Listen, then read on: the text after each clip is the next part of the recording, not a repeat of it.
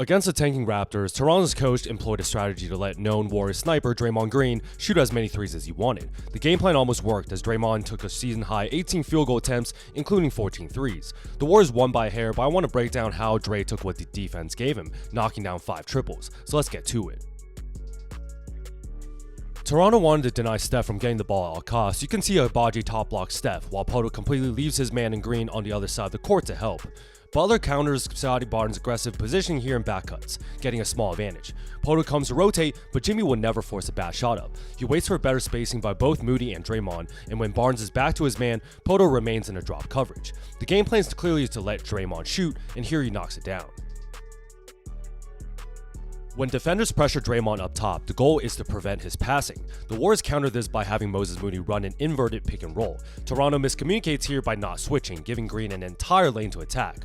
Barnes rotates as the weak side low man and quickly is now responsible for the 2 weak side Warriors. He slides down low just enough that Draymond's able to make a split-second decision in midair to pass to the wide open Pajensky on the left wing, and here he drains it.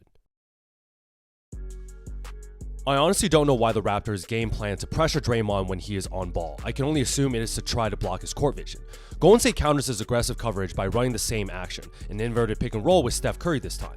With Agbaji top blocking Steph, the easiest way to counter this is to have Steph be the screener. The Warriors know the defense will not switch off of Curry, so Draymond has another wide open paint to attack. No rotation from the weak side and Green gets an open dunk. Draymond started the season super hot from downtown, but the last few months, he came back down to earth. The one thing you can always rely on is his confidence. Jimmy's got the ball and surveying the weak side. Quickly he's top blocking Steph again, and Barnes is sitting with 2 feet in the paint, leaving his man in Green on the perimeter. The second Butler gets dribble penetration, Barnes makes the correct rotation. Kick out to the left wing, and you can see both Raptors defenders stick to their man. The Raptors will clearly live with Green taking shots versus the others, and Dray sticks another one.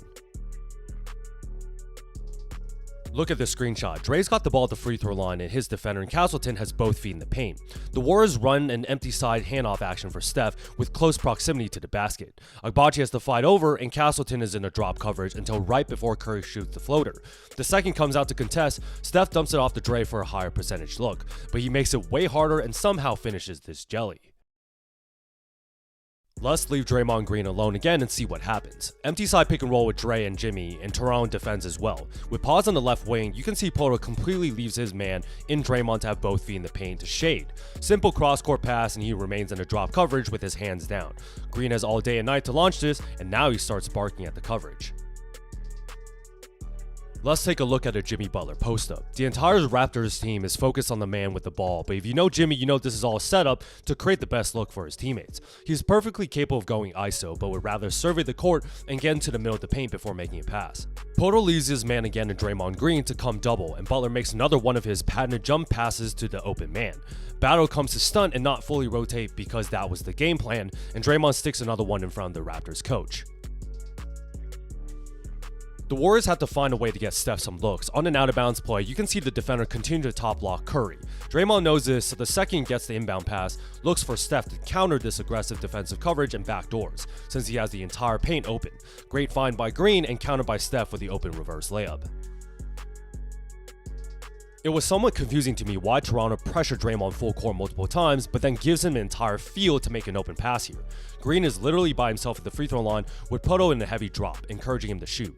With Steph being top block again, they run an empty side back pick for Butler to counter. Agbaji is not leaving Steph and the Raptors fail to communicate on the switch again, so Jimmy has a decent look and uses his strength to convert this layup.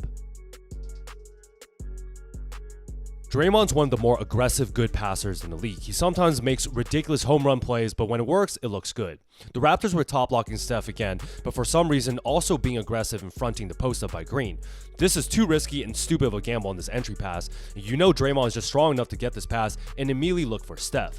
Poto is trying to help off of Quentin post, but you have to fully commit here as a rim protector, because Steph is able to hold off the smaller defender and get an and one. Jimmy Butler also had a stellar night with a triple-double. They needed every one of his assists when Steph went out with a back injury. Inverted pick and roll, and Toronto realized that switching is a good idea. As Draymond fades to the corner, Poto would continue to treat him as a non-shooter, even though Dray was launching them like he was Steph himself. I just can't blame Green for having the utmost confidence and taking what the defense gives him, and with the defender's hands down, hits his 5th three-pointer of the night. There you guys have it. The Warriors continued the Jimmy Butler run with a necessary win over the lowly Toronto Raptors. It was Draymond Green who shot a season-high in field goal and three-point attempts, leading the Warriors in a well-rounded offensive and defensive effort.